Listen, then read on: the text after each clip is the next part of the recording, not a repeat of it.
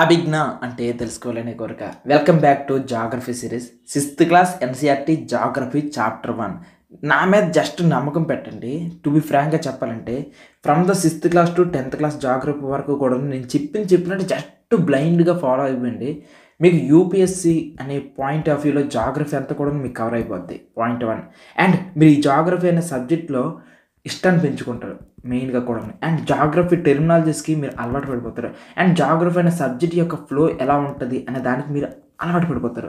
So ఈ యొక్క geography series అనేది ఎవరికి మెయిన్గా ఉపయోగపడుతుంది, నేను అసలు ఎవరి పాయింట్ ఆఫ్ వ్యూలో చెప్తున్నానంటే, సో ఇది యూపీఎస్సీ ప్లస్ కాంపిటేటివ్ ఎగ్జామ్స్లో ఎవరికైతే ఉన్నారో, మీరు ఈ 6th క్లాస్ నుండి 10th క్లాస్ వరకు ఎన్సీఆర్టీ బుక్స్ చదివితే మీకు బేసిక్స్ వస్తాయని ఫీల్ అవుతున్నారో మీకోసమే ఈ క్లాసెస్ అన్నీ కూడాను. సో నేను మీకు మాట ఇస్తున్నాను, ఎక్కడ కూడాను స్టాండర్డ్స్ తగ్గినవ్వకుండా ప్రతి క్లాస్కి కూడాను ఆ క్లాస్కి తగ్గట్టుగా చెబుతూ దానికన్నా కాస్త ఎక్కువ మ్యాటర్ని చెప్తూ దీన్ని మీకు అవసరమైతే స్టాండర్డ్ బుక్స్కి ఇంటర్లింక్ చేస్తాను.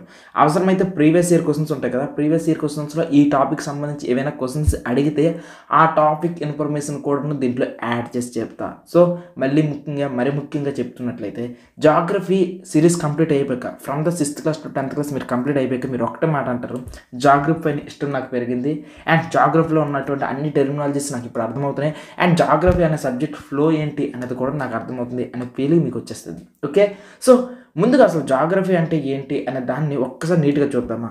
సో యాక్చువల్లీ ఇక్కడ జాగ్రఫీ అంటే దాని పదంలోనే ఉంది, జియో ప్లస్ గ్రఫీ.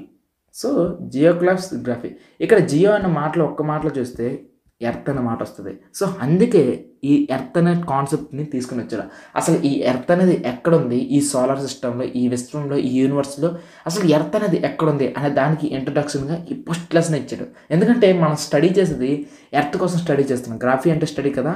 అందుకే ముందుగా అసలు ఎర్త్ ఎక్కడుంది, దాని ఆరిజిన్స్ ఏంటి అనే విషయాన్ని మీకు ఇక్కడ ఇంట్రడ్యూస్ చేసేస్తున్నాడు. సో కాన్సెప్ట్ అర్థమైంది కదా. Okay, so this is the demo lecture actually. So ఈ లెసన్ కానీ మీకు నచ్చినట్లయితే, నా జాగ్రఫీ టీచింగ్ మీకు నచ్చినట్లయితే మీరు హ్యాపీగా ఈ ఎన్సీఆర్టీ ఫౌండేషన్ కోర్స్ మీరు తీసుకోవచ్చు. ఈ NCERT foundation course it's 5,000 rupees. So in case interest ఉన్న వాళ్ళు మన అభిజ్ఞ అకాడమీ యాప్ ఓపెన్ చేస్తే మీకు ఈ కోర్స్ కనిపిస్తుంది. Point 1. And second, geography bundle మాత్రమే తీసుకుంటానని అనుకుంటే కంప్లీట్ జాగ్రఫీ బండిల్ మీకు 1,500 రూపీస్కి అవైలబుల్గా ఉంది మన అభిజ్ఞ అకాడమీ యాప్లో. సో ఇన్ కేస్ ఇంట్రెస్ట్ ఉంటే తీసుకోవచ్చు. ఇక లేట్ చేయకుండా మన టాపిక్లోకి వెళ్ళిపోతాం. The earth in the solar system. So ఈ ఒక్క మాటలో మీరు బాగా అబ్జర్వ్ చేస్తే ఎర్త్ అనే మాట వాడాడు, దాని తర్వాత సోలార్ సిస్టమ్ అనే మాట వాడాడు. సో నేను మీకు మాట ఇస్తున్నా, ఈ లెసన్ స్టార్ట్ అయిపోయే లేటర్ పార్ట్లో ఈ సిస్టమ్ అంతటి గురించి కూడాను మీకు ఏవైతే బేసిక్స్ తెలియాలో ఆ బేసిక్స్ అన్నీ కూడా నేను చెప్పేస్తాను. అండ్ ఎర్త్ గురించి కూడా ఏవైతే కొన్ని బేసిక్స్ టెక్స్ట్ బుక్ ఆథర్ మీకు చెప్పాలని అనుకుంటున్నాడో అవన్నీ కూడా మీకు చెప్పేస్తాను. సో మీరు బాగా అబ్జర్వ్ చేస్తే ఆకాశాన్ని మీరు చూసినట్లయితే బోల్డ్ విషయాలు కనిపిస్తాయి. ఏమేమి కనిపిస్తాయి సరదాగా రాసుకుందామా. రాత్రిపూట మనం ఆకాశం చూస్తే రకరకాలవన్నీ కనిపిస్తుంటాయి. ఫర్ ఎగ్జాంపుల్ మనకి మూన్ కనిపిస్తుంటుంది. సో ఈ మూన్లో కూడా మీరు 2 టైప్స్గా గమనించవచ్చు. కొన్ని రోజుల్లో అయితే ఫుల్ మూన్ ఉంటుంది. సో దీన్నే మనం ఏమంటాం, పూర్ణిమ అంటారు. సో ఇదే పూర్ణిమ అనమాట, ఫుల్ మూన్ డే. అండ్ ఇంకొన్ని రోజుల్లో అయితే అసలు ఏమీ ఉండదు, ఆకాశం అంతా కూడా బ్లాక్గా కనిపిస్తుంది. దీన్నే మనం ఏమంటాం, అమావాస్య అంటాం. సో ఈ అమావాస్య రోజునే ఇంగ్లీష్లో ఏమంటారు తెలుసా, న్యూ మూన్ డే అంటారు. అదేంటి సార్, ఆకాశంలో అసలు మూన్ అనేది లేకపోతే న్యూ మూన్ డే అనుకుని ఎందుకంటారు అనే మాట మీకు డౌట్ రావచ్చు. దీని వెనుకున్న స్ట్రాంగెస్ట్ రీజన్ ఏంటంటే, ఆకాశంలో మీరు మూన్ కానీ అబ్జర్వ్ చేసినట్లయితే ఈ రకంగా కనిపిస్తుంటుంది. సో ఎలాగా, పౌర్ణమి రోజు బాగా బ్రైట్గా ఉన్న చంద్రుడు కాస్త ఏమవుతాడంటే రోజుకి అలాగే తగ్గిపోతూ ఉంటాడు అనమాట. సైజు నెలవంకలా మారిపోయి 1 ఫైన్ డేకి వచ్చినప్పటికీ ఇక కంప్లీట్గా బ్లాక్గా మారిపోతాడు. ఏదైతే ఈ మూను కంప్లీట్గా బ్లాక్గా ఉంటుందో ఆ రోజు ఏమవుతుందంటే దాన్నే మనం ఏమంటాం, అమావాస్య అంటాం. సో కంప్లీట్గా చీకటి ఉంటుంది. కానీ ఈ నెక్స్ట్ రోజు నుండి ఇక్కడ మూన్ ఏమవుతుంది, మళ్ళీ పుడుతుంది. కొత్తగా న్యూ మూన్ పుట్టి మెల్లమెల్లగా సైజ్ పెరుగుతూ ఉంటుంది. న్యూ మూన్గా అలా పుట్టి సైజ్ పెరుగుతుంది. అందుకే ఇక్కడ మన వాళ్ళు ఏమంటారంటే, నెగిటివ్గా చూడకుండా దీన్ని ఒక పాజిటివ్లా చూసి ఇది ఒక కొత్త మూన్ పుట్టడానికి పాసిబిలిటీస్ ఉన్నాయి అనుకుని చెప్పి దీన్ని న్యూ మూన్గా తీసుకుని వస్తారు. సో వాళ్ళ పేర్లు ఏదైనా పెట్టుకుని వాళ్ళు ఫుల్ మూన్ అని న్యూ మూన్ అని, మనకు మాత్రం కాన్సెప్ట్ అర్థమైంది కదా. ఫుల్ మూన్ డేలో చంద్రుడు చాలా ఫుల్ బ్రైట్గా మనకి కనిపిస్తే న్యూ మూన్ డే రోజు మాత్రం సో చంద్రుడు ఇంకా ఏం కనిపించడు అనమాట, బ్లాక్గా తన నుండి బ్రైట్నెస్ 0% జీరో ఉంటుంది. ఇది సిచ్యువేషన్. అయితే మీకు ఒక్క ఎక్స్ట్రా ఇన్ఫర్మేషన్ చెప్తుంది చూడండి. చంద్రుడు తన ఫుల్ గ్లో అవ్వడానికి అంటే పౌర్ణమి రావడానికి అనమాట, అమావాస్య నుండి పౌర్ణమి రావడానికి 15 డేస్ పడుతుంది. అట్ ద సేమ్ టైం పౌర్ణమి నుండి తిరిగి మళ్ళీ బ్లాక్గా పూర్తిగా అమావాస్యగా మారిపోవడానికి కూడా 15 డేస్ పడుతుంది. సో ఈ 15 డేస్ అనేది టోటల్గా 30 days. So it's a 30 days process అనమాట. చంద్రుడు 15 డేస్ ఏదైతే 15 డేస్ అలా పెరుగుతూ ఉంటాడో దీన్ని ఏమంటామంటే ఫోర్త్ నైట్ అంటారు. మామూలుగా ఈ 15 డేస్ని ఫోర్త్ నైట్ అంటారు. ఈ ఫోర్త్ నైట్స్ అనేవి ఒక మంత్కి బేసిక్గా అయితే 2 టైప్స్గా ఉంటాయి, 2గా ఉంటాయి. సో చంద్రుడు పెరిగే 15 డేస్ని అదొక ఫోర్త్ నైట్, చంద్రుడు తగ్గే 15 నైట్స్ని అదొక ఫోర్త్ నైట్. తెలుగులో అయితే పక్షము అంటారు. మీకు ఇంకా తెలుగులో ఎగ్జాక్ట్గా కావాలంటే చంద్రుడు ఏదైతే బ్రైట్గా రోజుకి పౌర్ణమిగా మారుతాడో దీన్ని ఏమంటామంటే శుక్లపక్షం అంటారు. ఓకే, అదే చంద్రుడు అమావాస్యకి దగ్గరగా వెళ్తుంటాడు కదా, ఈ రోజులను ఏమంటారంటే కృష్ణపక్షం అంటారు. సో ఇదంతా ఏ క్లాసెస్ సార్ అనుకున్నంటే యాక్చువల్లీ 4th క్లాస్ సిలబస్లో ఉన్న టాపిక్ చెప్తున్నాం. అంటే ఇదంతా పెద్ద కాన్సెప్ట్ కాదు, వెరీ చిన్న కాన్సెప్ట్. సో ఈ మొత్తాన్ని ఏమంటారంటే చంద్రకళలు అంటారు. చంద్రకళలు టోటల్గా 15 ఉంటాయి. ఈ 15 అనేవి ఈ రకంగా కనిపిస్తూ ఉంటాయి. మన పంచాంగం ఇవన్నీ చూస్తాం కదా, మన పంచాంగంలో ఈ చంద్రుడిని కూడా బేస్ చేసుకుని క్యాలెండర్ తయారు చేసి ఉంటారు అనమాట. చంద్రమాన అంటారు ఈ క్యాలెండర్ని. సో ఈ రకంగా 30 డేస్ ప్రాసెస్ని యూజ్ చేసుకునే సో ప్రతిరోజుకి కూడా ఒక పేరు ఉంటుంది. మీకు ఒక సింపుల్ క్వశ్చన్ అడుగుతాను, అసలు చంద్రుడు ఎలా వెలుగుతున్నాడు, అసలు ఎందుకు ఈ రకంగా చీకటి వస్తుంది అనేది మీకు బిగ్గెస్ట్ క్వశ్చన్ కదా. యాక్చువల్లీ ఇక్కడ జరిగే ప్రాసెస్ ఏంటంటే చంద్రుడు తానంత తాను వెలగడం అనమాట. తాను వెలగడానికి రీజన్ ఏంటంటే ఇది చంద్రుడు కదా, ఎప్పుడైతే ఈ చంద్రుడి పైన సన్ యొక్క లైట్ పడుతుందో, ఫర్ ఎగ్జాంపుల్ సన్ ఈయన అనుకుంటా, ఈయన మిస్టర్ సూర్యరావు, సో ఈయన మిస్టర్ సన్, ఈ సన్ యొక్క లైటింగ్ అనేది ఎప్పుడైతే ఈ మూన్ మీద పెడుతుందో అప్పుడు మూన్ కాస్త గ్లో అవుతాడు. ఓకే, మూన్ కాస్త గ్లో అవుతాడు. ఇది సిచ్యువేషన్, మామూలుగా అయితే జరిగేది. కానీ రోజుకి ఏమవుతుందంటే ఈ సన్ పడే బ్రైట్నెస్ అనేది ఎప్పుడైతే తగ్గిపోద్దో మూన్ అనేవాడు అసలు బ్రైట్నెస్ అనేది ఇవ్వడు. ఇది సిచ్యువేషన్ జరుగుతుంది. అమావాస్య రోజు ఏమవుతుందంటే సన్ యొక్క బ్రైట్నెస్, సన్ యొక్క ఈ లైటింగ్ అనేది పడదనమాట. సార్ అలాగే పడదు, నాకు ఒకసారి చూపించరా క్లారిటీగా అంటే చూపిస్తా. ఇక్కడ మీరు బాగా అబ్జర్వ్ చేయండి, చాలా బాగా అబ్జర్వ్ చేయండి. చూడండి, మామూలుగా చంద్రుడు 2 పార్ట్స్లో ఉంటాడు. 1 పార్ట్ ఇది, ఇంకొక 2 పార్ట్ ఇది. అయితే ఎప్పటికీ కూడాను ఇప్పటి వరకు కూడాను మన ఎర్త్కి కనిపించే మూన్ ఫేస్ అని చూస్తారు. ఆ మూన్ ఫేస్ ఎప్పుడు కూడాను ఒకవైపు మనకు కనిపిస్తుంది. బాగా అబ్జర్వ్ చేస్తే ఓన్లీ దిస్ పార్ట్ మాత్రమే మనకు కనిపిస్తుంది. ఈ పార్ట్ కేవలం ఈ పార్ట్ మాత్రమే మనకు కనిపిస్తూ ఉంటుంది అనమాట. ఓకే, ఈ పార్ట్ మాత్రమే మనకి ఎప్పుడు కనిపిస్తూ ఉంటుంది. సో ఇప్పుడు ఏమవుతుంది, ఇక్కడ కరెక్ట్గా అబ్జర్వ్ చేస్తే సన్లైట్ అనేది ఎప్పుడైతే మూన్ మీద పడుతుందో మూన్ అనేవాడు బ్రైట్గా వెలుగుతూ ఉంటాడు. ఓకే, ఎప్పుడైతే సన్లైట్ అనేది మూన్ మీద పడదో అప్పుడు అనమాట చీకటిగా పడిపోతారు. For example this is the situation new moon day చూడండి, సన్లైట్ ఇక్కడ పడుతుంది. కానీ మనకు కావాల్సింది ఏంటి, ఎర్త్కి ఇటువైపు కదా ఫేసు, ఈ ఫేస్ మీద పడాలి. కానీ ఇక్కడ లైటింగ్ అంతా ఇటువైపు పడుతుంది, బ్యాక్ వైపు పడుతుంది. సో ఇప్పుడు బ్యాక్ వైపు అనమాట లైట్ అంతా వస్తుంది. కానీ మనకు కావాల్సింది ఎర్త్కి కదా కావాలి. సో ఈ రోజుల్లో ఏమవుతుందంటే చంద్రుడు అనేవాడు చీకటిగా కనిపిస్తాడు మనకి. అంటే ఒక మాటలో చెప్పాలంటే చంద్రుడి యొక్క నీడ మాత్రమే మన పైన పడుతుంది. ఓన్లీ మూన్ యొక్క షాడో మాత్రమే పడుతుంది. ఇది సిచ్యువేషన్. అదే ఇక్కడ చూసుకున్నట్లయితే సన్ యొక్క లైటింగ్ ఏదైతే ఉందో అది ఫుల్గా పడుతున్నాయి అనమాట. ఇక్కడ ఫుల్గా పడుతుంటే ఈ మొత్తం పార్ట్ అంతా కూడా బీభత్సమైన గ్లో కనిపిస్తుంది. సో ఇది ఎర్త్కి ఇలా ఫేస్ చేసుకుని ఉంది కదా, సో ఫుల్ గ్లో పడి ఈ లైటింగ్ అంతా కూడా కనిపిస్తుంది. This is the full moon day. ఇది మీకు అర్థం కావాలంటే సింపుల్గా ఒకటి థింగ్, ఒక టార్చ్ లైట్ పట్టుకుని వెళ్ళి చీకటి రూమ్కి వెళ్ళండి. చీకటి రూమ్కి వెళ్ళినప్పుడు మీరు మిర్రర్ పైన టార్చ్ వేయండి, అప్పుడు మిర్రర్ మీకు రిఫ్లెక్ట్ ఇస్తుంది అనమాట. సిచ్యువేషన్ అది. సో మిర్రర్ మీద మీకు లైట్ వేసినంత వరకు కొన్ని చీకటి రూమ్లో లైటింగ్ అనేది రాదు. కానీ ఎప్పుడైతే మిర్రర్ రూమ్లో మీరు లైట్ వేస్తే లైట్ అనేది రిఫ్లెక్ట్ అవుతుంది కదా, that is the situation about the moon కూడాను. అయితే ఇప్పుడు ఆకాశంలో ఏమేమి కనిపిస్తాయి అంటే ఫస్ట్ పాయింట్ మూన్ అని చెప్పాం, దీంతో పాటుగా మనం సన్ గురించి చెప్పాం. ఓకే, సన్ కూడాను ఒక ఆకాశంలో కనిపించే బాడీ అని. అయితే మీకు విషయం తెలుసా, సన్ అనేవాడు ఒక స్టార్. అదేంటి సార్ స్టార్ అంటే వైట్ కలర్లో ఉండాలి, ఇలా ఉండాలి, జిల్ జిల్ మెరుస్తూ ఉండాలి అని అనుకుంటుంటారు కదా. నిజం చెప్పాలంటే స్టార్ అనేవాడు సూర్యుడిని స్టార్ అంటారనమాట. స్టార్ అంటే ఏంటి సార్ మీ దృష్టిలో అనుకుని ఒక మాటలో చెప్పాలంటే నేను చెప్తా చూడండి. స్టార్ అంటే ఇలా ఉండాలి, వైట్ కలర్లో ఉండాలి, మెరుస్తూ ఉండాలి, డార్జిలింగ్ ఎఫెక్ట్ ఉండాలి, ఇది కాదు. నేను చెప్పాలంటే స్టార్ అంటే ఏంటంటే విచ్ గ్లోస్ ఇట్ సెల్ఫ్, వీడ్ star. Okay, which glows itself ఈ స్టార్. ఓకే, ఇది సిచ్యువేషన్. సో మరి సూర్యుడు తానంత తానుగా వెలుగుతూ ఉంటాడా? ఎస్, వెలుగుతూ ఉంటాడు.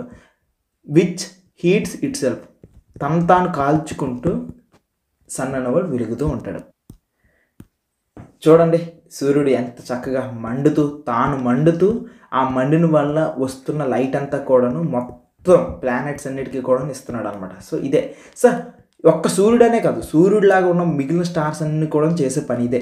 అయితే సూర్యుడు అనేవాడు మనకి చాలా దగ్గరగా ఉన్నటువంటి స్టార్. ఓకే, ఈ సూర్యుడి చుట్టూ మనం అంతా ఉన్నాం.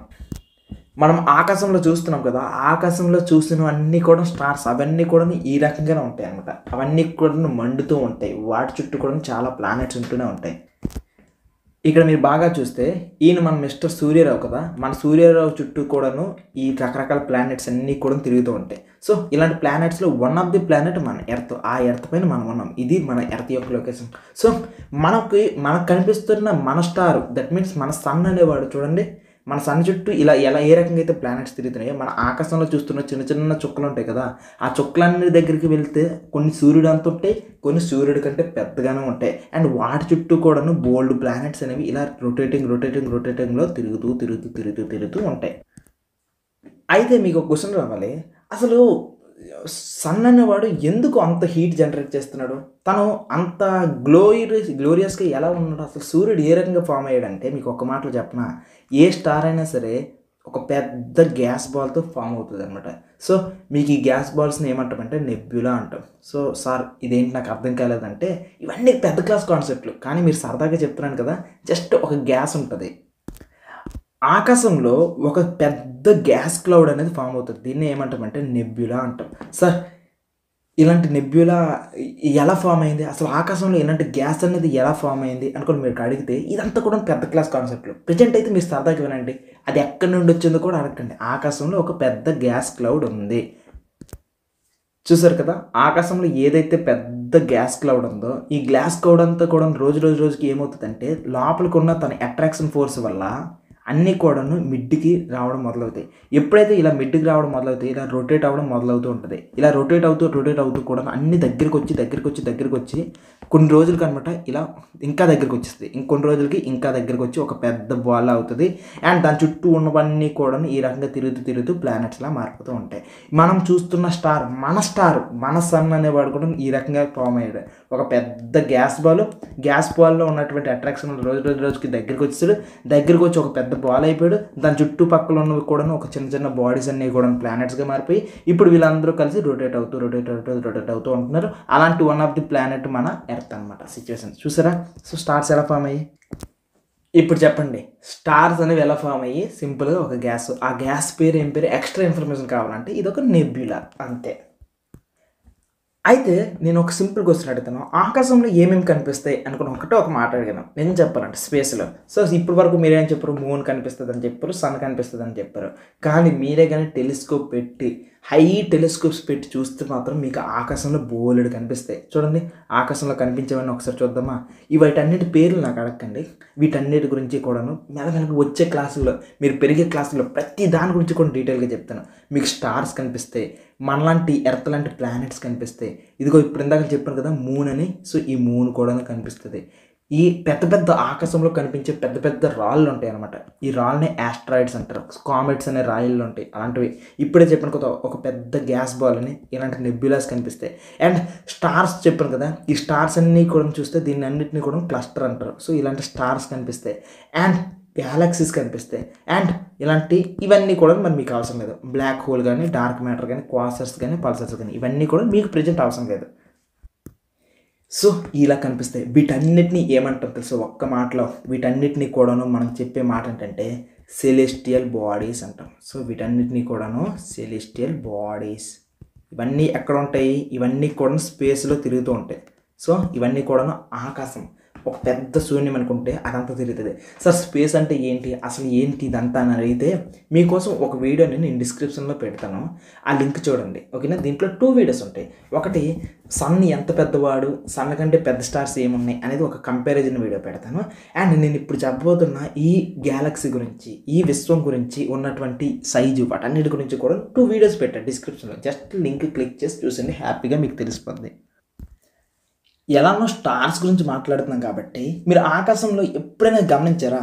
మీరు గమనిస్తే మీకు ఆకాశంలో నక్షత్రాలు కనిపిస్తాయి కదా, మీకు నక్షత్రాలతో కొన్ని బొమ్మలు ఎప్పుడైనా అబ్జర్వ్ చేశారా?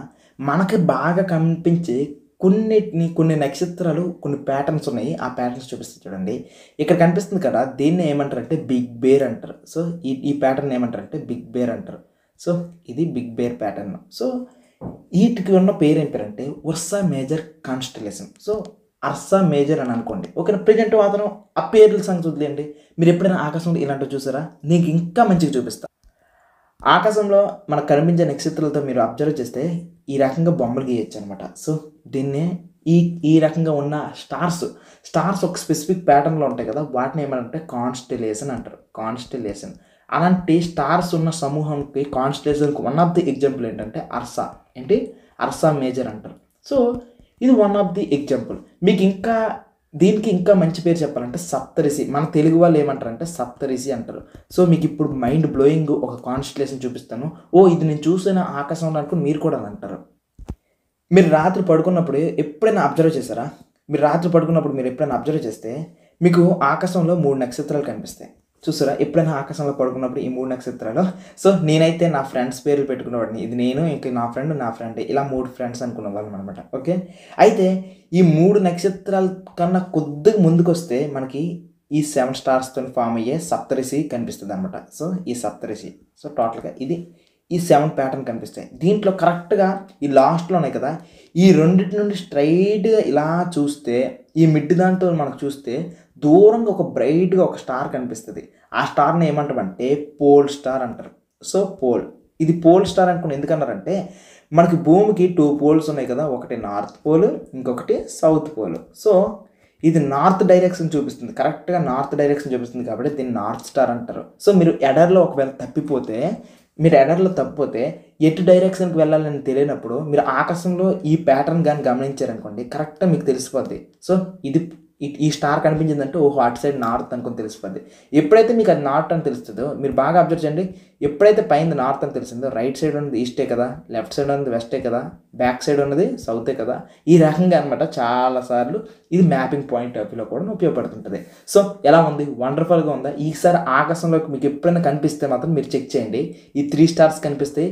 3 స్టార్స్ కనిపించిన వెంటనే కాన్స్టలేషన్ చూడండి. సో కాన్స్టలేషన్ చూస్తే కిందన్న ఈ 2 చుక్కలు మీరు చూడండి. ఓకే? ఈ 2 చుక్కలు స్ట్రైట్గా చూస్తే ఈ మిడ్లో నుండి మీకు నార్త్ స్టార్ కనిపిస్తుంది. సో ఇప్పుడు మీరు ఒక కాన్స్టలేషన్ చూశారు అండ్ ఒక స్టార్ గురించి చూశారు. ఆకాశం ఎంత విచిత్రంగా ఉందో కదా, స్టార్స్ అన్ని కూడా చాలా డిఫరెంట్గా ఉన్నాయి కదా. మీరే కనుక ఆకాశాన్ని చాలా జాగ్రత్తగా అబ్జర్వ్ చేస్తే మీకు ఈ కాన్స్టలేషన్స్ అన్నీ కూడా కనిపిస్తాయి. కాన్స్టలేషన్స్ అంటే ఏంటి? నక్షత్రంలో మనకి కనిపించే స్టార్స్ అన్నిటికీ కూడా ఒక ప్యాటర్న్ పెట్టుకున్నాం. ఆ ప్యాటర్న్ ఏమంటామంటే కాన్స్టలేషన్ అంటారు. సో ఇంతకుముందు కూడా మీరు అర్సా మేజర్ చూసారు. దాని తర్వాత ఇక్కడ చూడండి, ఇది ఒక ప్యాటర్న్ అర్సా మైనర్, ఇది డ్రాకో, ఆ పక్కనే ఉంటుంది ఇది కోపిసెస్.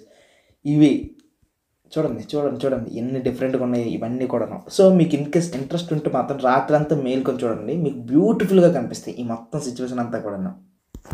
ఇవన్నీ వీటన్నిటిని కూడాను కాన్స్టలేషన్స్ అంటారు. కాన్స్టలేషన్స్ అంటే ఆకాశంలో నక్షత్రాలు ఉండే ఒక ప్యాటర్న్ని కాన్స్టలేషన్ అంటారు. సో మనకి టెక్స్ట్ బుక్లో ఇచ్చింది ఏంటంటే సప్తరిషి. ఆ సప్తరిషిని ఇంగ్లీష్లో ఏమంటారంటే అర్సా మేజర్. సో ఇదే అర్సా మేజర్ అనమాట. సో ఆకాశంలో మనం తెలుసో తెలియకో స్టార్స్ గురించి చదువుకున్నప్పుడు కాన్స్టలేషన్స్ గురించి కూడా చదువుం కదా. అయితే దీంతో పాటుగా మీరు ఇంకొకటి అబ్జర్వ్ చేస్తే, నేను ఇంతకుముందు ఒక మాట ఏమన్నానంటే స్టార్ చుట్టూ కూడాను కొన్ని టైప్స్ ఆఫ్ ప్లానెట్స్ తిరుగుతూ ఉంటాయని గురించి చెప్పాను కదా. సో ఈ అసలు ప్లానెట్స్ అంటే సింపుల్గా ఒక మాటలో చెప్పాలంటే ఇది ప్లానేషియా అనే ఒక మాట నుండి వచ్చింది. ఇది ఒక గ్రీక్ వర్డ్. సో ఈ ప్లానేషియా అనే పేరు గ్రీక్ వాళ్ళు పెట్టారు కాబట్టి వాళ్ళ భాషలో దీని అర్థం ఏంటి తెలుసా? వాండరర్. సో వాండరర్ అంటే ఏంటి అనుకుంటారంటే తిరిగేవాడు. సో దారి చుట్టూ కూడా తిరిగేవాడు, రోడ్డు మీద పెట్టి తిరిగేవాడిని వాండరర్ అంటారు. అయితే ఈ ప్లానెట్స్ ఎవరి చుట్టూ సార్ తిరుగుతుంటాయి? వీళ్ళు తిరుగుబోతులు అంటే ఎస్, వీళ్ళు పక్క తిరుగుబోతులు. ఎవరి చుట్టూ తిరుగుతుంటారు? ఇక్కడ మిస్టర్ సూర్యరావు ఒక స్టార్ ఉన్నాడంటే ఈ స్టార్ చుట్టూ కూడాను సర్క్యులర్ ఫార్మేట్లో తిరుగుతూ ఉంటారు అనమాట. సో అలా వన్ ఆఫ్ ది తిరిగే వాళ్ళలో మన ఎర్త్ కూడాను ఒకటి. సో ప్లానెట్ అంటే ఏంటి అర్థమైంది కదా. యాక్చువల్లీ ఈ ప్లానెట్స్కి ఓన్గా లైట్ వెలిగే శక్తి ఉంటుంది సార్ అంటే నో. మన ఎర్త్ కూడా ఒక ప్లానెటే కదా, సన్ చుట్టూ తిరుగుతుంది కదా, దీనికి ఓన్గా లైట్ వేసుకునే శక్తి ఉందా? లేదు. పోనీ అలాగనుకుని ఓన్గా హీట్ జనరేట్ చేసే శక్తి ఉందా? అది కూడా లేదు. సో ప్లానెట్స్కి మేజర్గా కూడా ఇవి తిరుగుతూ ఉంటాయి, వీటికి మాత్రం ఓన్గా లైట్ వేసుకునే శక్తి, హీట్ వేసుకునే శక్తి లేవన్నమాట. ఇవన్నీ కూడా ఏమని చెప్పండి, ఇవన్నీ కూడా సెలెస్టియల్ బాడీస్, ఇవన్నీ కూడా స్పేస్లో ఉన్నాయి. అయితే మీకు ఒక క్వశ్చన్ రావాలి, సార్ మీరు ప్లానెట్స్ అని కొంచెం చెప్పారు కాబట్టి మనము ఒక సన్ చుట్టూ తిరుగుతున్నాం కాబట్టి మన సన్ చుట్టూ కూడా ఎన్ని ప్లానెట్స్ ఉన్నాయి సార్ అనుకుని మీకు క్వశ్చన్ రావచ్చు. మన సన్ చుట్టూ కూడా 8 ప్లానెట్స్ ఉన్నాయి. So 8 planets. ఆ ప్లానెట్స్ ఏంటి వాటన్నిటి గురించి కూడా చెప్తాను. అయితే ప్లానెట్స్ గురించి చెప్పడానికన్నా ముందు అసలు ఈ యూనివర్స్లో ఎన్ని స్టార్స్ ఉన్నాయి సార్ అనుకున్నంటే నాకు తెలియదు యూనివర్స్లో ఎన్ని స్టార్స్ ఉన్నాయో. కానీ మనం ఉండే గ్యాలక్సీలో ఎన్ని ఉన్నాయో చెప్తా చూడండి. మన గ్యాలక్సీలో 400 నుండి ఒక 200 బిలియన్ మధ్యలో ఉంటాయి స్టార్స్. సో బిలియన్ అంటే 100 కోట్లు, ఇన్ని 100 కోట్ల స్టార్స్ ఉన్నాయి. సో ఒక్క స్టార్ చుట్టూ ఒక 8 ప్లానెట్స్ వేసుకోండి, ఇంకా ఎంత రేంజ్కి వెళ్ళిపోద్దో మీరు ఊహించుకోవచ్చు. సో ఇక్కడ మీకు తెలుసో తెలియకో నేను ఒక మాట వాడాను, ఏంటంటే స్టార్ అంటున్నాను, ప్లానెట్ అంటున్నాను, గ్యాలక్సీ అంటున్నాను, ఏం అర్థం కావట్లేదు కదా. సిచ్యువేషన్ అంతా నీట్గా చెప్తాను, చాలా జాగ్రత్తగా అర్థం చేసుకోండి. ఫస్ట్ ఒక ప్లానెట్ ఉంటుంది. ఎవరుంటారు? ప్లానెట్. ఈ ప్లానెట్కి కొన్ని శాటిలైట్స్ దాని చుట్టూ తిరుగుతుంటాయి. సో ప్లానెట్ చుట్టూ శాటిలైట్స్ తిరుగుతుంటాయి. ఆ శాటిలైట్స్ అనేవి తిరుగుతుంటాయి. ఫర్ ఎగ్జాంపుల్ ఇది మన ఎర్త్ అనుకోండి. ఈ ఎర్త్ చుట్టూ కూడాను మూన్ అనేది తిరుగుతుంటుంది. ఇంతకుముందు చూపించాను కదా, మూన్ అనేవాడు తిరుగుతుంటాడు. సో ఈ మూన్ అనేవాడు మన ఎర్త్కి సంబంధించిన శాటిలైట్. సో ఈ మూన్ అనేవాడు రోజు తిరుగుతూ ఉంటాడు. ఇది పాయింట్ 1. ఈ ప్లానెట్స్ అన్ని ఎవరి చుట్టూ తిరుగుతుంటాయి అంటే ఒక స్టార్ చుట్టూ తిరుగుతుంటాయి. సో స్టార్ చుట్టూ తిరుగుతుంటాయి. ఇది పాయింట్ 1. ఈ స్టార్ చుట్టూ కూడాను ఈ ప్లానెట్స్ అన్ని తిరుగుతాయి అనుకుని చెప్పాను కదా. ఈ స్టార్స్ అనేవి ఎవరి చుట్టూ తిరుగుతుంటారు? ఇది మీకు బిగ్గెస్ట్ క్వశ్చన్ ఏం కాదు, సింపుల్ ఆన్సర్ చెప్తాను చూడండి. ఇవన్నీ కూడా గ్యాలక్సీ చుట్టూ తిరుగుతుంటాయి. So Galaxy, GALAXY. దీన్ని తెలుగులో అయితే పాలపుంత అంటారు. మనమున్న గ్యాలక్సీ పేరు ఏంటంటే మిల్కీ వే గ్యాలక్సీ అంటారు. మిల్కీ వే గ్యాలక్సీ. రేపు మనం ఫ్యూచర్లో స్పేస్కి వెళ్ళడము, వేరే ప్లానెట్స్ పైకి వెళ్ళడం, వేరే గ్యాలక్సీస్కి వెళ్ళేటప్పుడు వాళ్ళు మన అడ్రస్ అడుగుతారు, మీరు ఎక్కడి నుండి వచ్చారంటే నేను మిల్కీవే గ్యాలక్సీలో ఉన్న సన్ అనే స్టార్ దగ్గర ఉన్న ప్లానెట్ ఎర్త్ నుండి వచ్చాను అనుకుని చెప్పుకోవాల్సిన సిచ్యువేషన్ ఉంటుంది. ఇక్కడ కనిపిస్తుంది కదా, దీన్నే గ్యాలక్సీ అంటారు. అయితే గ్యాలక్సీలో మన సూర్యుడు ఎక్కడ ఉంటాడో అని అనుకోవచ్చు కదా. మన సూర్యుడు యాక్చువల్లీ ఇదిగో ఈ పర్టికులర్ పార్ట్లో ఒక చిన్న చుక్క అంత ఉంటాడు. సో ఈ పర్టికులర్ పార్ట్లో ఈ చిన్న చుక్క అంతా మనకు ఆకాశంలో కనిపిస్తున్నాయి కదా. సూర్యుడు కూడా కాదు, ఈ చుక్క ఎవరు చెప్పండి. మనకు ఆకాశంలో కనిపిస్తున్నాయి కదా బోల్డ్ స్టార్స్. ఆ స్టార్స్ అన్నీ కూడాను సన్స్ అని చెప్పాను కదా. అన్ని సన్స్ అన్నీ కలిపితే ఇదిగో ఇక్కడ ఉంటాయి అనమాట, ఈ ఒక్క చుక్కలోనే ఉంటాయి. సో మనకు ఆకాశంలో కనిపించే చుక్కలు అంత పెద్ద చుక్కలు, అంత పెద్ద స్టార్స్, ఆ స్టార్ చుట్టూ ఉన్న ప్లానెట్ అంతా కూడా చిన్న చుక్క. అంటే దీన్ని బట్టి అర్థం చేసుకోండి ఒక గ్యాలక్సీ అంటే ఎంత పెద్దదో. ఓకే, దీంట్లో సుమారుగా 10,000 కోట్ల గ్రహాలు ఉంటాయి. 10,000 లక్షలు అనుకుంటా, ఐ థింక్ 10,000 లక్షల ఏంటి సోలార్ సిస్టమ్స్ ఉంటాయి. సో మనదంటూ ఒక సోలార్ సిస్టమ్ ఉంది కదా, సన్, దాని చుట్టూ ఎర్త్, ఇలాంటి బోల్డ్ ఉంటాయి అనమాట. ఇవి గ్యాలక్సీ. అయితే ఇక్కడతో కథ అయిపోలేదు. ఇలాంటి బోల్డ్ గ్యాలక్సీలు కలిసి ఒక 54 గ్యాలక్సీలు కలిపి అనమాట, దానికి లోకల్ గ్రూప్ అంటారు. సో 54 గ్యాలక్సీస్ ఉన్నాయనుకో, వాటిని లోకల్ గ్రూప్ అంటారు. Local group. అయితే ఇక్కడతో అయిపోలేదు. ఈ 100 కోట్లు ఇదే గ్యాలక్సీస్ ఒక 100 ఇంకా ఎక్కువ 100 కోట్లు ఉన్నాయి అనుకోండి, దాన్ని వర్గో సూపర్ క్లస్టర్ అంటారు. Virgo super cluster. 100 కోట్లు ఉంటాయి. ఇలాంటి గ్యాలక్సీలు చెప్తున్నాం, మళ్ళీ అది కూడా అర్థం చేసుకున్నాం. Virgo super cluster. ఇంకా మీకు చెప్తున్నాను కదా, ఇలాంటి క్లస్టర్స్ ఉన్నాయి కదా, ఇలాంటి క్లస్టర్స్ ఇంకొక లక్ష క్లస్టర్లు అయ్యాయి అనుకోండి, అప్పుడు మనకు వస్తుంది లానికే సూపర్ క్లస్టర్. Super cluster. ఇక్కడతో కథ అయిపోలేదు, ఇంకా చెప్తున్నాను చూసండి. ఇంకా చెప్పేది ఏంటంటే,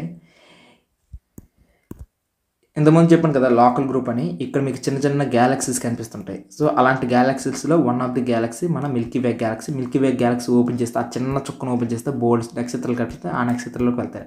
ఇప్పుడు లోకల్ గ్రూప్ చెప్పాను కదా, ఇప్పుడు నేను ఇంకొకటి చూపించాను కదా వర్గో సూపర్ క్లస్టర్, ఇలాంటివి లక్స్ అయితే చెప్పాను కదా, అది ఇక్కడ కనిపిస్తున్నాయి కదా.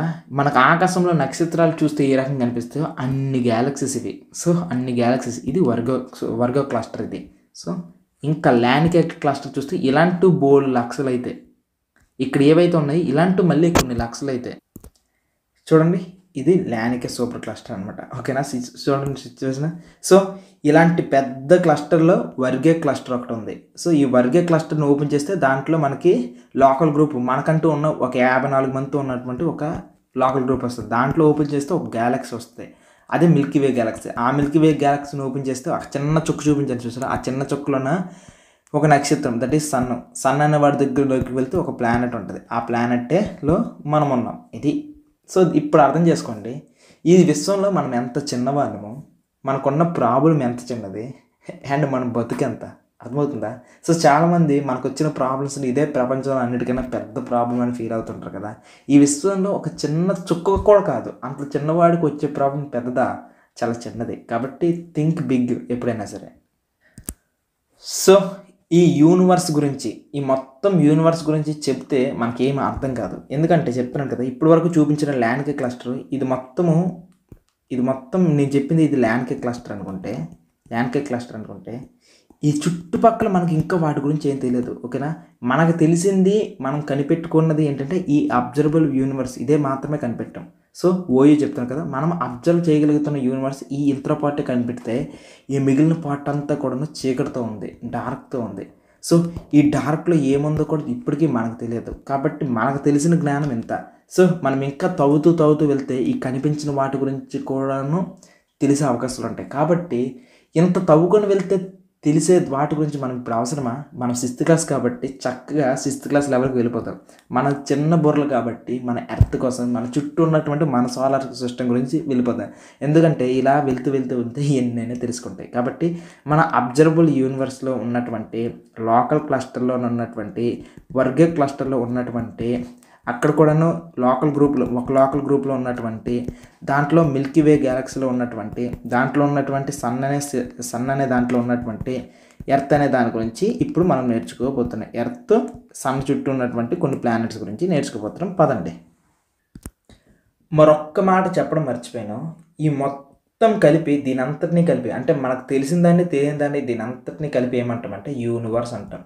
సో యూనివర్స్ అంటే విశ్వం. సో ఇక్కడ నుంచి కూడా ఎప్పుడైనా యూనివర్స్ అనే మాట మీకు వాడారనుకోండి, ఇంత పెద్దది గుర్తు రావాలి. ఓకేనా, సో యూనివర్స్ అంటే ఇది. ఎప్పటి నుండో మీకు ఊరిస్తున్న మాట సోలార్ సిస్టమ్ అనే మాట చెప్పారు కదా, సోలార్ సిస్టంలో ఉన్నటువంటి ప్లానెట్స్ గురించి. ఇక మీకు ఏమాత్రం ఇబ్బంది లేకుండా స్టార్ట్ చేస్తున్న సోలార్ సిస్టమ్ గురించి. ఇక్కడ కనిపిస్తుంది కదా, ఇది మనం మొత్తం ప్లానెట్స్ అన్నీ కూడా సోలార్ సిస్టమ్. సో సోలార్ సిస్టమ్కి మిడ్లో ఎవరు ఉంటారంటే సన్ ఉంటాడు. సో ఒకప్పుడు రోజుల్లో ఏమని ఫీల్ అయ్యాడంటే ఆ మిడ్లో భూమి ఉండేవాడు, భూమి చుట్టూ అన్నీ తిరిగేవి అని అనుకునేవాళ్ళు. కానీ మనకి ఎప్పుడైతే టెలిస్కోప్లో చూసామో మనకి క్లారిటీ పెరిగింది. మిడ్లో సన్ ఉన్నాడు, సన్ చుట్టూ కూడాను బోల్డ్ తిరుగుతూ ఉన్నాయి అనుకుని తెలిసింది. ఏమేమి తిరుగుతున్నాయి సరదాగా చూద్దామా. నెంబర్ 1 ఇక్కడ చూడండి, స్టార్టింగ్ అన్నిటికన్నా ఫస్ట్గా మెర్క్యూరీ ఉంటాడు, దాని తర్వాత వీనస్, దాని తర్వాత ఎర్త్, దాని తర్వాత మార్స్, ఓకే, తర్వాత జూపిటర్, సాటర్న్, యురేనస్. అయితే నెప్ట్యూన్ అనే దాన్ని కూడా ప్లానెట్గా 2006 వరకు అనుకునేవాళ్ళు. కాకపోతే 2006 నుండి కూడా దీనికి ప్లానెట్కి ఉండే క్వాలిటీస్ లేవు కాబట్టి దీన్ని ప్లానెట్గా తీసేశారు. అదేంటి ప్లానెట్కి ఉండాల్సిన క్వాలిటీస్ ఏంటి సార్ అనుకున్నాను అడిగితే నేను చెప్తా. ముందుగా ఇది దీనికంటూ కూడాను ఒక సపరేట్ లైన్లో తిరుగుతూ ఉండాలి. అయితే మీరు బాగా అబ్జర్వ్ చేస్తే సన్ చుట్టూ కూడా ఇది ఒక సపరేట్ లైన్లో తిరుగుతుంది, పాయింట్ 1. నెక్స్ట్ ఇంకొకటి ఏంటంటే ఇది తిరుగుతున్నప్పటికీ కూడాను దీని పక్కన దీనంత సైజులోన ఇంకెవరు ఉండకూడదు అనమాట. దీనంత సైజులో ఉండకంటే మినిమం దానికన్నా చిన్న సైజులో ఉండాలి. ఫర్ ఎగ్జాంపుల్ మీరు ఇక్కడ జూపిటర్ కానీ, యురేనస్ కానీ, సాటర్న్ కానీ వీళ్ళకి చూస్తే దీనంత సైజులో పక్కన ఎవరు లేరు. కాబట్టి ఇదే దీని ఓన్, ఈ మొత్తం కింగ్డమ్ అంతటికి, ఈ ప్లేస్ అంతటికి తినే రాజులాగా. సో దీని ఒక సపరేట్ ప్లానెట్లో ఉంటుంది. దీని పక్కన పెద్ద ఉన్నాయి అనుకోండి, మరి ఇదేమవుతుంది, ఇది ప్లానెట్ లాగా అవ్వదు కదా. అందుకే ఏం చేస్తారంటే ఇది ప్లానెట్ కన్నా తక్కువ అలా అనుకుని పక్కనున్న వాటికంటే ఎక్కువలాగా ఫీల్ అయ్యారు. అందుకే దీనికి ఒక పేరు పెట్టారు డ్వార్ఫ్ ప్లానెట్. డ్వార్ఫ్ అంటే ఏంటి? పొట్టోడు, మరగుజ్జు అంటారు. డ్వార్ఫ్ ప్లానెట్ అనుకోని పేరు పెట్టారు నెప్ట్యూన్. సో ఇది సిచ్యువేషన్. అయితే సోలార్ సిస్టమ్ అంటే అందరూ ఏమనుకుంటారంటే సన్ తన చుట్టూ ఉండేటువంటి ప్లానెట్స్ అని అనుకుంటారు కదా.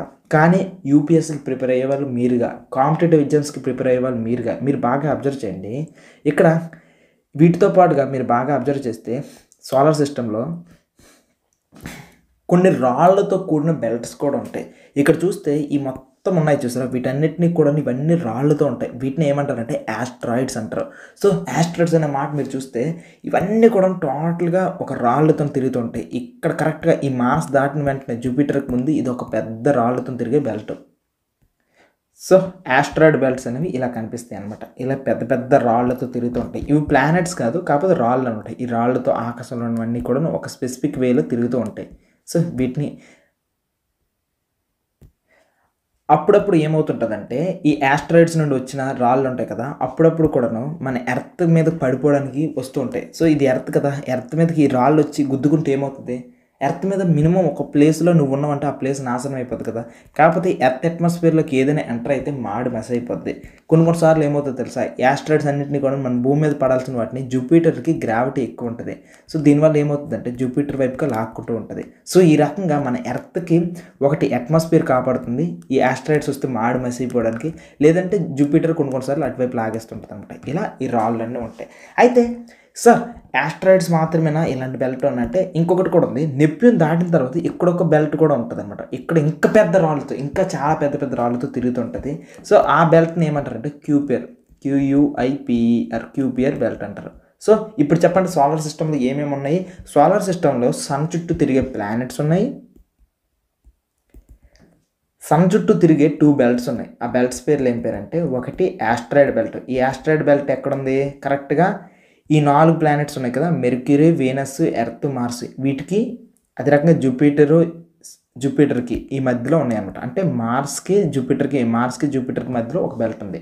నెక్స్ట్ ఇంకొక బెల్ట్ ఎక్కడ ఉంది? క్యూపియర్ బెల్ట్ అనేది, ఇది నెప్ట్యూన్ దాటాక ఈ బెల్ట్ ఉందన్నమాట. ఈ రకంగా ఉన్నాయి. అండ్ మీకు ఇంతకుముందు నెబ్యులాస్ చెప్పాను కదా, ఇలాంటి నెబ్యులా లాంటి గ్యాసెస్ కూడాను ఆకాశంలో ఈ మన సోలార్ సిస్టంలో తిరుగుతూ ఉంటాయి. ఇలా ప్లానెట్స్, బెల్ట్స్, అదే రకంగా గ్యాసెస్, క్లౌడ్స్ ఇవన్నీ కూడా ఉంటాయి. అయితే ఈ బెల్ట్స్లో ఉన్నటువంటి రాళ్ళు ఉన్నాయి కదా, ఈ రాల్స్కి అనమాట డిఫరెంట్ పేర్లు ఉంటాయి. కొన్నిటికి మీటియోరైట్ ఉంటుంది, బొలైడ్ ఉంటుంది, కామెట్ ఉంటుంది, ఇలా పేర్లు ఉంటాయి. వాటన్నిటి గురించి కూడా తర్వాత చెప్తాను. ముందుగా ఈ ప్లానెట్స్ ఉన్నాయి కదా, ఒక్కొక్క ప్లానెట్ ముందుగా అన్నిటికన్నా మించి ఈ సన్ గురించి కూడా చెప్తాను, వినండి. ఈ సన్ అనేవాడు మెయిన్గా కూడాను కరెక్ట్గా సెంటర్ ఆఫ్ ది సోలార్ సిస్టంలో ఉంటారు. పాయింట్ 1, ఫుల్గా ఎక్స్ట్రీమ్లో హాట్గా ఉంటాడు. దేంతో ఫామ్ అయ్యాడంటే గ్యాసెస్తో ఫామ్ అయ్యాడు.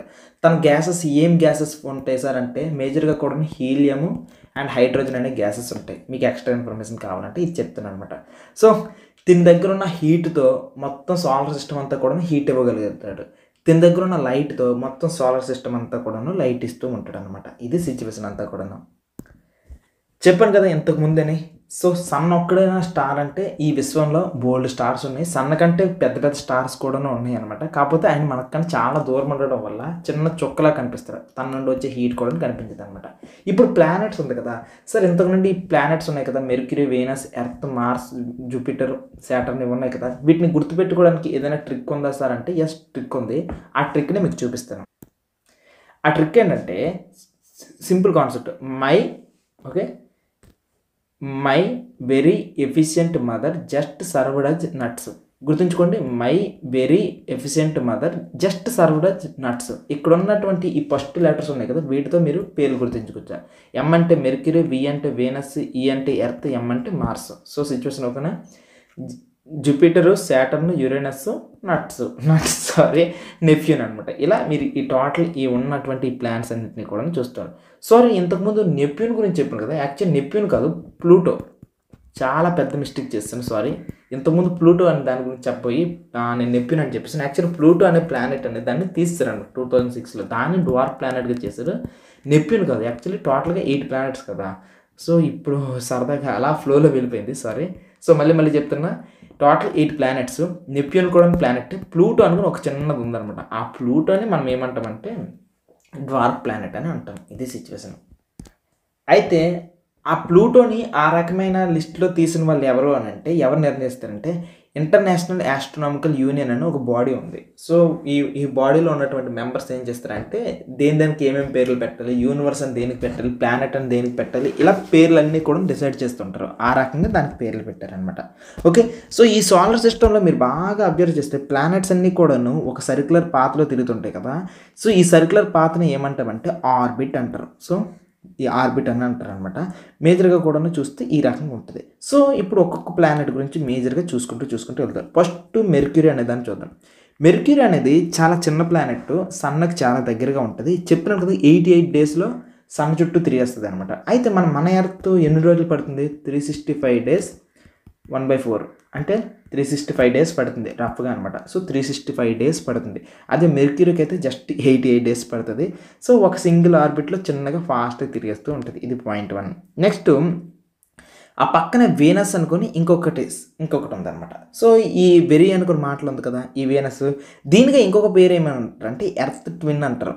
సో ఈ ప్లానెట్ని ఎర్త్కి ట్విన్ అని అంటారు. అయితే ఈ వీనస్కున్న స్పెషాలిటీ ఏంటంటే ఇది యాక్చువల్లీ చాలా హాటెస్ట్ ప్లానెట్ అనమాట. మొత్తం ప్లానెట్స్ అన్నింటిలో కూడాను హాటెస్ట్ ప్లానెట్ ఏంటంటే ఇదే. ఎందుకు ఇది ఎంత హాట్గా ఉంటుందంటే దీని వెనుకున్న రీజన్ ఒకటే, దీంట్లో కార్బన్ డైఆక్సైడ్ చాలా ఎక్కువగా ఉంది, చాలా హాట్గా ఉంటుంది. నెక్స్ట్ ఇంకొకటి ఏమని చెప్పానంటే చాలా బ్రైట్గా కూడా ఉంటుంది. అండ్ ఇంకొకటి దీనికి ఎందుకు ఎంత హాట్గా ఉంటుందంటే దీని మీద ఫుల్గా కార్బన్ డైఆక్సైడ్, సల్ఫ్యూరిక్ యాసిడ్ చాలా ఎక్కువగా ఉంటుంది.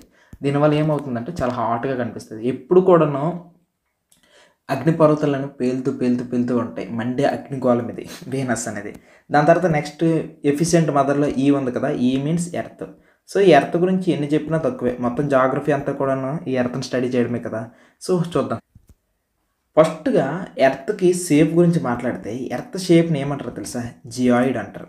సో జియాయిడ్ ఇన్ జనరల్గా అందరూ కూడా ఎర్త్ షేప్ని ఏమనుకుంటారంటే ఇలా రౌండ్గా ఉంటుంది కదా, ఇది బాల్ లాగా ఉంటుంది, ఇది స్పియర్ అని అనుకుంటారు. యాక్చువల్లీ ఎర్త్ షేప్ స్పియర్ కాదు, ఎర్త్ షేప్ అనేది జియాయిడ్ అనమాట. జియాయిడ్ అంటే ఏంటి అని అంటే మీరు బాగా అబ్జర్వ్ చేస్తే పైన ఫ్లాట్ కింద ఫ్లాట్ మధ్యలో ఈ రకంగా ఉంటుంది.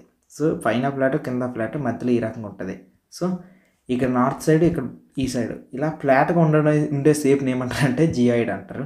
ఎందుకు ఇలా ఫ్లాట్గా ఉంటుంది అంటే ఎర్త్ అనేది రొటేట్ అవుతూ ఉంటుంది కదా, టు బి ఫ్రాంక్గా ఇలా రొటేట్ అవుతూ ఉండడం వల్ల ఈ మిడ్ ప్లేస్ బల్జ్ ఎక్కువ ఉంటుంది, చాలా ఎక్కువ లావు ఉంటుంది. అండ్ ఏదైతే పైన ప్లేస్ ఉందో అది ఫ్లాట్గా మారిపోద్ది అనమాట. అందుకే ఎర్త్కి ఇచ్చే పేరు ఏం పేరు అంటే జియాయిడ్ అనే పేరు ఇస్తారు. So north south.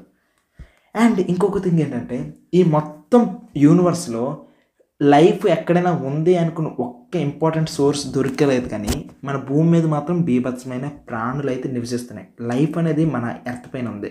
So life అనేది ఉంది. అసలు లైఫ్ అనడానికి ఉండడానికి మేజర్గా ఏం రీజన్స్ ఉన్నాయి ఒకటి చెప్పండి. మన ఎర్త్ అనేది ఇంతకుముందే చెప్పారు కదా వీనస్ అనేది చాలా హాట్గా ఉంటుందని. ఇలా హాటు కాదు అలా అనుకొని ఇప్పుడు మీకు సోలార్ సిస్టమ్ని ఓపెన్ చేస్తే ఏదైతే మార్స్ తర్వాత ప్లానెట్స్ అన్నీ ఉన్నాయో, జూపిటర్ కానీ సాటర్న్ కానీ యురేనస్ కానీ ఇవన్నీ కూడాను బాగా కూల్గా ఉంటాయి, చాలా కూల్. సో అలా అనుకుని ఓవర్గా కూల్ కూడా కాదు, మీడియంగా ఉండడం వల్ల ఇక్కడ సెట్ అయింది, బాగా సెట్ అయింది. అండ్ అన్నిటికన్నా మించి ఇక్కడ ఈ మొత్తం ప్లానెట్స్ అన్నింటిలో కూడాను వాటర్ యొక్క జాడ ఎక్కడ కనిపించదు అనమాట. అయితే వాటర్ మన భూమి మీద చూస్తే మాత్రం విపరీతంగా ఉంటుంది. సో మనం ఆకాశంలో పైకి వెళ్ళి చూస్తే మాత్రం మొత్తం ఎర్త్ అంతా కూడా ఏ కలర్లో కనిపిస్తుంది అంటే బ్లూ కలర్లో కనిపిస్తుంది. దాని వెనుకున్న రీజన్ ఏంటంటే ఎర్త్ చుట్టూ వాటర్ ఉంది. ఈ వాటర్ వల్ల ఎర్త్ అంతా బ్లూగా కనిపిస్తుంది. పాయింట్ అర్థమవుతుంది కదా. మన సైంటిస్టులు ఏం చేస్తారంటే అనేక ప్లానెట్స్ పైన రకరకాల శాటిలైట్స్, రకరకాల రాకెట్లు వీటన్నిటిని పంపిస్తుంటారు. వాళ్ళు చెక్ చేసే ఫస్ట్ పాయింట్ ఏంటి తెలుసా?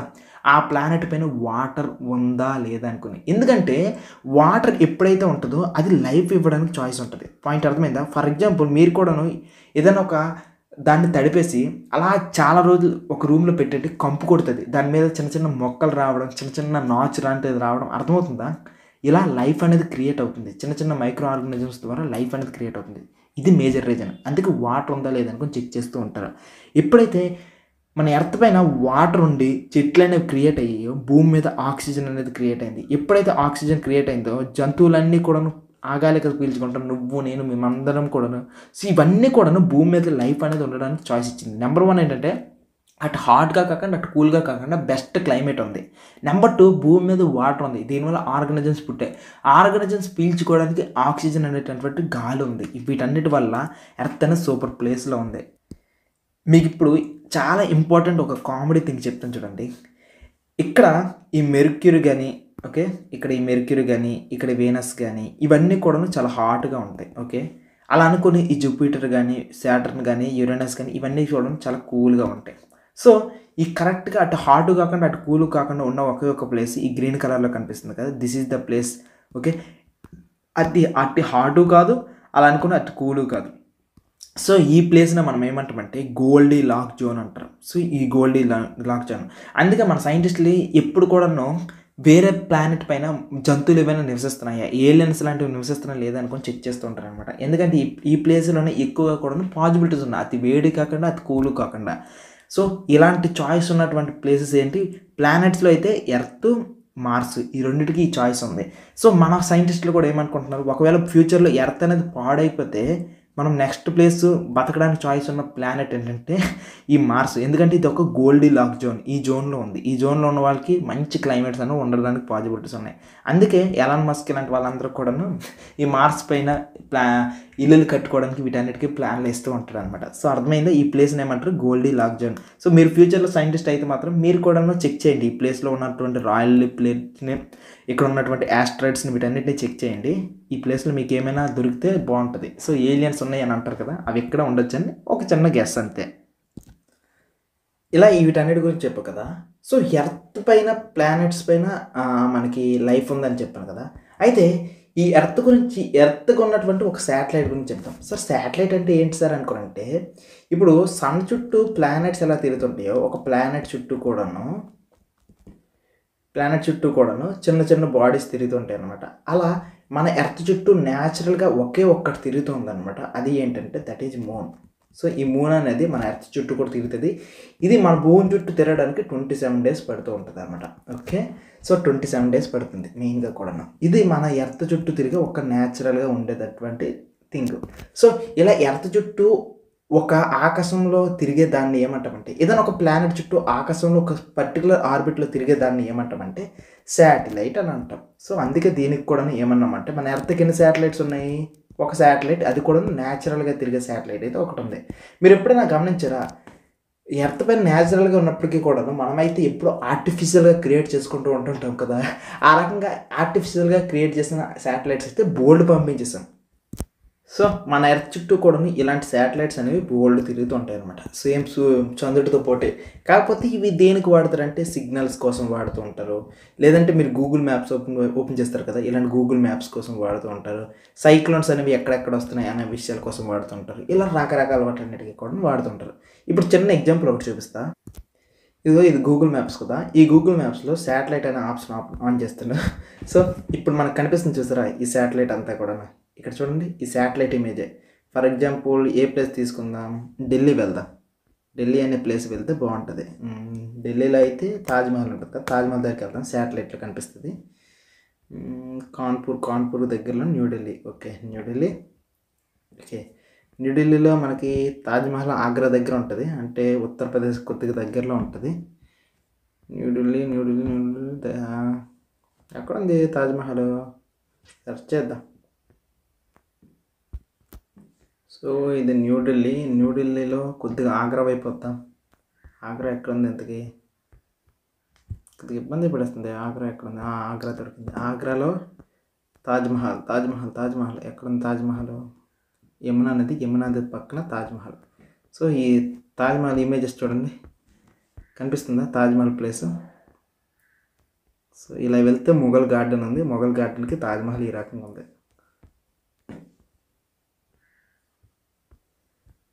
సో పక్కన యమునా నది పక్కన తాజ్మహల్. సో ఇవన్నీ కూడా ఎలా కనిపిస్తున్నాయి, ఇవన్నీ కూడా బికాజ్ ఆఫ్ ద శాటిలైట్ అనమాట. శాటిలైట్ వల్ల ఇక్కడ ఈ గార్డెన్ కానీ, ఇక్కడ ఉన్న ఫోర్ట్స్ కానీ, ఇక్కడ ఉన్న రూట్స్ కానీ, ఇవన్నీ కూడా ఇంకా దారుణం ఇల్లులు కూడా చూపిస్తాను చూడండి. ఇక్కడ చుట్టుపక్కల ఉండేటువంటి ఇల్లులు కానీ, రోడ్లు కానీ, ఇవన్నీ కూడా. ఓకే, సో ఇవన్నీ ఎలాగా ప్రజెంట్ అయితే మనకి ఇది ఇమేజెస్ రూపంలో ఉండిపోయాయి. కానీ సో నాసా వాళ్ళ దగ్గర కానీ, ఇస్రో వాళ్ళ దగ్గర కానీ ఉండేటటువంటి శాటిలైట్స్తో లైవ్గా కూడా కనిపిస్తుంటుంది. ఇప్పటికీ కూడా మనం గూగుల్ మ్యాప్స్ వాడుతుంటాం కదా లైవ్గా. సో నేను చెప్పేది ఏంటంటే ఆర్టిఫిషియల్గా కొన్ని శాటిలైట్స్ ఉంటాయి, కొన్ని న్యాచురల్గా అయితే ఒకటి ఉంది మన ఎర్త్కి అయితే. ఆర్టిఫిషియల్గా ఉన్నటువంటి కొన్ని శాటిలైట్స్ పేర్లు చెప్తాను, కొద్దిగా గుర్తుంచుకోండి. IRS ఒకటి, ఇన్సాట్ ఒకటి, ఇంకొకటి ఎడ్యుసాట్ అని. ఓకే, ఈ 3 ఉంటాయి. అండ్ ఆర్యభట్ట అనుకున్న అదొక శాటిలైట్ కూడా మనం పంపించారు, అదే మనకు ఫస్ట్ పంపించిన శాటిలైట్ అనమాట. రాకెట్ని ఎలా లాంచ్ చేస్తారు, శాటిలైట్ని ఎలా లాంచ్ చేస్తారు అంటే ఎర్త్ పై నుండి ఒక రాకెట్కి అనమాట శాటిలైట్ పెట్టి పంపిస్తారు.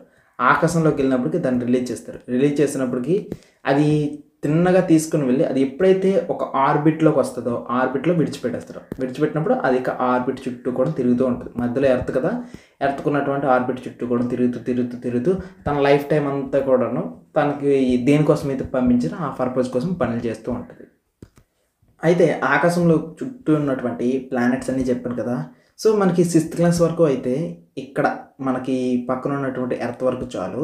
అయితే ఎర్త్లో మీకు ఏమని చెప్పాను, సోలార్ సిస్టంలో సన్ ఉంటుంది, ప్లానెట్స్ ఉంటాయి, లైక్ జూపిటర్, వీటన్నిటి గురించి చెప్పాను కదా.